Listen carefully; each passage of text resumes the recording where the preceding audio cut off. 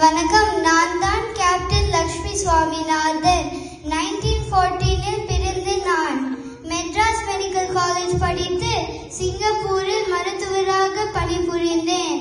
அங்கே நேதாஜி சுபாஷ் சந்திர போஸ் அவர்களை சந்தித்தேன். Give me blood, I will give you freedom என்று அவர் முழக்கமிட்டார். அவர் தொடங்கிய ராணுவத்தில் முழுதும் பெண்கள் பங்கேற்ற ராணி ஜான்சி ரெஜிமெண்ட்க்கு நான் தலைமை ஏற்றேன். அதில் சரஸ்வதி ராஜமணி போன்ற பல தமிழர்கள் இருந்தனர். தன் சொத்துக்களை ராணுவத்துக்கு தானமாய் கொடுத்தனர். பர்மாவிற்கு சென்று போரிட்ட நாங்கள் 1945 ஆங்கிலேயரால் கைது செய்யப்பட்டு 2 ஆண்டுகள் சிறையில் வைக்கப்பட்டோம். மக்களிடம் எங்களுக்கு ஆதரவு பெருகியது. இந்தியா விடுதலை பெற்றது. சுதந்திர இந்தியாவில் நான் மருத்துவராக தொடர்ந்தேன். பத்ம விபூஷன்